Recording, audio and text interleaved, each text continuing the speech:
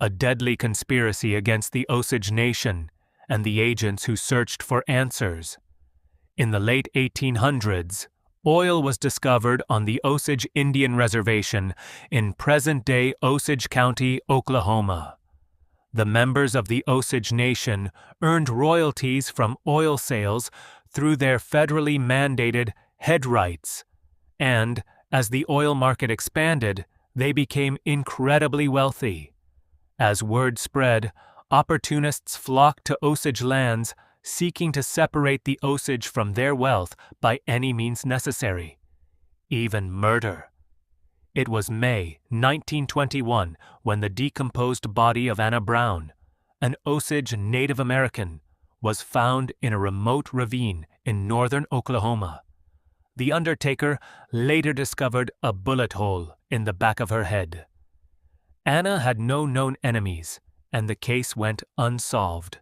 That might have been the end of it, but just 2 months later, Anna's mother, Lizzie Q., suspiciously died. 2 years later, her cousin Henry Roan was shot to death. Then, in March 1923, Anna's sister and brother-in-law, Rita and Bill Smith, were killed when their home was bombed. Anna's last living sibling, Molly Burkhart, was left devastated and suspiciously afflicted with an ongoing illness. One by one, at least 24 people, including Osage Native Americans, a well-known oilman, and others, in the area inexplicably turned up dead, and anyone who shared suspicions and accompanying evidence about what may be going on was met with death threats, or killed, like attorney W. W. Vaughn, who was thrown from a train.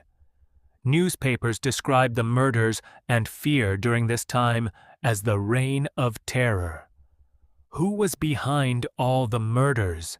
That's what the terrorized community wanted to find out, but a slew of private detectives and other investigators turned up nothing, and some were even trying to sidetrack honest efforts.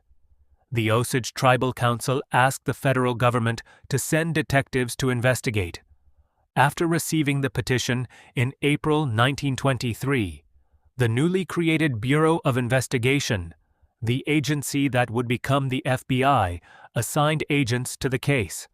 Early on, all fingers pointed at William Hale, the so-called King of the Osage Hills. Hale arrived in Oklahoma as a local cattleman, and he bribed, intimidated, lied, and stole his way to wealth and power. He grew even greedier when oil was discovered on the Osage Indian Reservation. Hale's connection to Anna Brown's family was clear.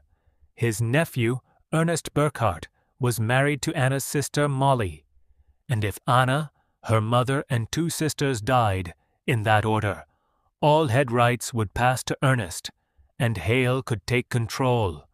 The prize? $500,000 a year or more? Solving the case was another matter. The locals weren't talking. Hale had threatened or paid off many of them, and the rest had grown distrustful of outsiders. Hale also planted false leads that sent our agents scurrying across the Southwest.